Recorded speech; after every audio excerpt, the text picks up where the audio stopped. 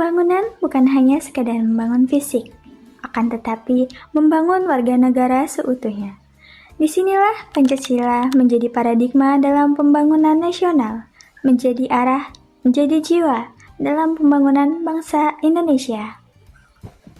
Paradigma pembangunan adalah cara pandang atau kerangka berpikir yang digunakan untuk melihat, menganalisis, atau mengarahkan proses yang digunakan dalam pembangunan suatu negara.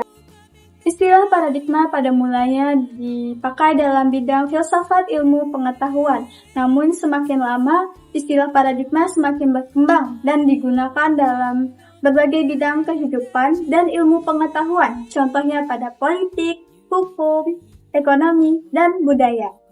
Pancasila sebagai paradigma pembangunan nasional memiliki arti bahwa segala aspek pembangunan nasional harus berlandaskan nilai-nilai Pancasila.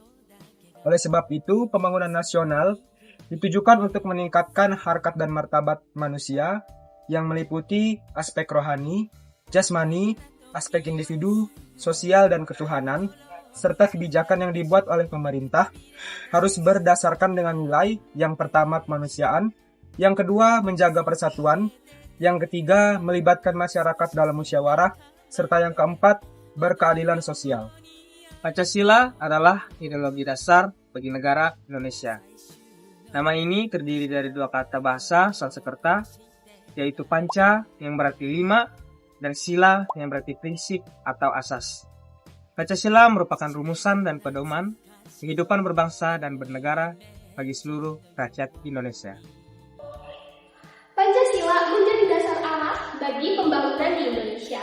Jadi Pancasila bukan sekedar bangunan fisik, tetapi setiap sila mengajarkan kita membangun masyarakat yang adil dan berkarakter. Dari kelima sila ini, pada sila yang pertama yang berbunyi ketuhanan yang Maha Esa, menerapkan pedoman pembangunan yang membangun nilai spiritual dan moral. Dengan menjamin kebebasan beribadah, mendukung kerukunan antarumat beragama, serta menciptakan tatanan masyarakat yang bermoral baik, sehingga terwujudnya pembangunan yang menyejahterakan semua. Sila kedua, kemanusiaan yang adil dan beradab. Pembangunan berorientasi kepada manusia, yang artinya manusia di sini menjadi subjek utama dari pembangunan dan segala pembangunan. Pembangunan wajib menghormati hak asasi manusia dan memberikan perlakuan yang merata dan adil kepada semua tanpa membedakan suku, agama, dan status sosial. Agar menciptakan kehidupan yang layak dan beradab, pembangunan juga harus meningkatkan kualitas hidup seperti di bidang pendidikan dan juga kesehatan.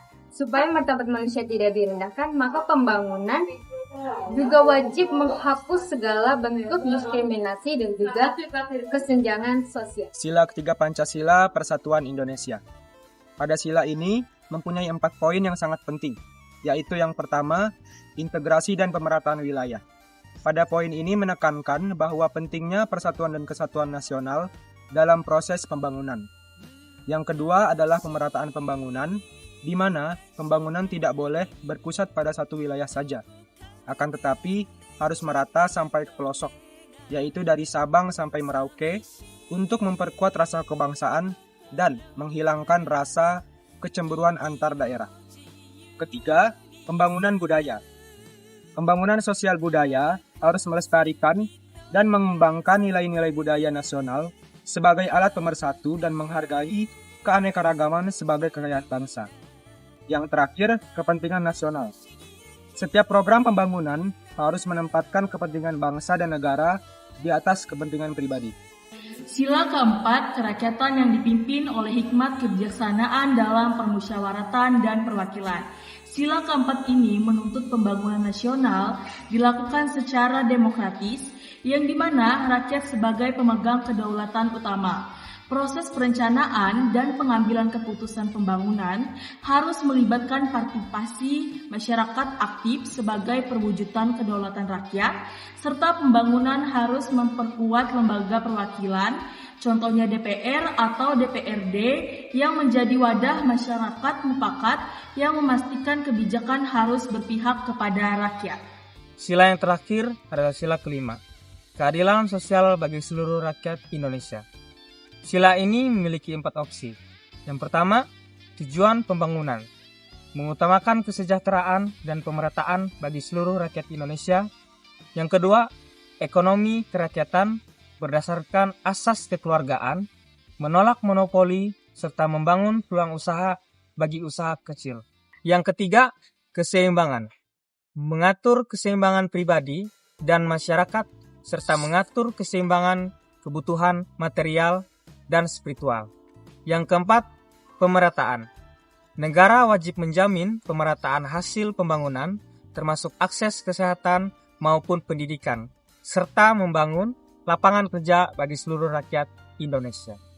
Terdapat 5 peranan penting Pancasila sebagai paradigma, yaitu yang pertama, Pancasila sebagai paradigma pembangunan politik dan hukum. Indonesia merupakan negara hukum, yang artinya segala aspek kehidupan bernegara harus berdasarkan hukum yang berlaku, dengan tujuan menciptakan ketertiban, keadilan, serta melindungi hak-hak warga. Dan kebebasan dan hukum menjadi landasan bagi pemerintah dan rakyatnya. Dalam pembangunan politik dan hukum, nilai-nilai Pancasila, terutama pada sila keempat, memberi landasan bahwa proses politik harus dilakukan secara demokratis dan melibatkan partisipasi rakyat. 2. Pancasila sebagai paradigma pembangunan sosial budaya. Pancasila mengajarkan pentingnya menghargai perbedaan dan melestarikan budaya lokal sebagai identitas bangsa. Tujuannya untuk membangun masyarakat yang beretika, berkepribadian kuat, dan tetap menjaga persatuan nasional. Yang ketiga, Pancasila sebagai paradigma pembangunan Hankam. Salah satu tujuan dibentukkan pemerintah negara Indonesia adalah melindungi segenap bangsa Indonesia dan seluruh tumpah darah Indonesia. Pancasila juga menegaskan bahwa tujuan Hankam adalah melindungi seluruh rakyat Indonesia dan menjaga keutuhan wilayah negara. Kemudian yang keempat, Pancasila sebagai paradigma pengembangan dalam kehidupan beragama.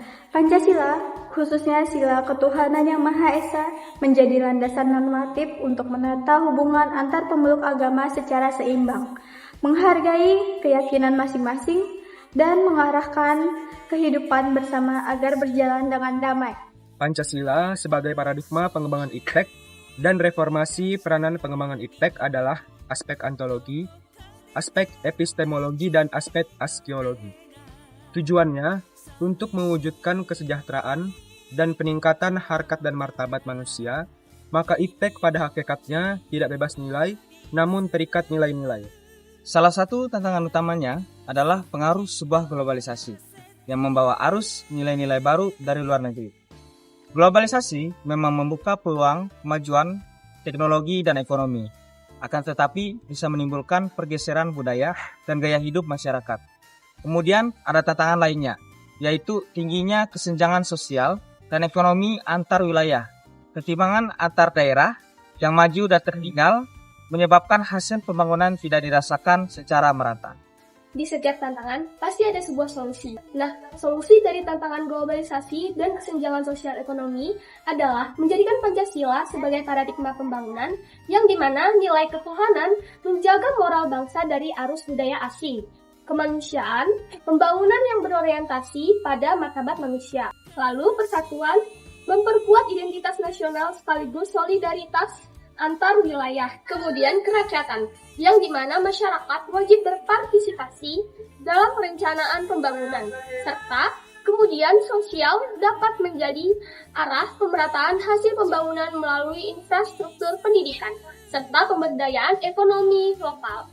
Di era tantangan globalisasi dan perkembangan zaman, kita sebagai masyarakat perlu untuk memperkuat strategi pembangunan yang aman dan merata, serta menekankan hukum yang berkeadilan agar berjalan dengan lancar. Dengan begitu, globalisasi dapat dimanfaatkan sebagai sebuah peluang tanpa menghilangkan jati diri bangsa. Sementara itu, kesenjangan antar wilayah dapat ditekan sehingga pembangunan berlangsung adil dan berbudaya. Pengembangan di Indonesia bukan hanya sekedar membangun fisik dan ekonomi saja, tetapi membangun manusia yang berkarakter, berjiwa sosial, serta berlandaskan nilai-nilai Pancasila. Pendidikan Pancasila disertai dengan pengembangan karakter menjadi fondasi utama agar generasi muda tumbuh menjadi masyarakat dengan kesadaran yang tinggi, dan memiliki semangat kebangsaan. Masyarakat juga penting dalam menjaga toleransi, memperkuat kesatuan, dan menggunakan teknologi secara bijak. Karena dengan kolaborasi dan berperannya masyarakat dapat mewujudkan Indonesia yang maju, bermartabat, dan bernilai tinggi. Siap belum? Siap lah. 1, 2, 3.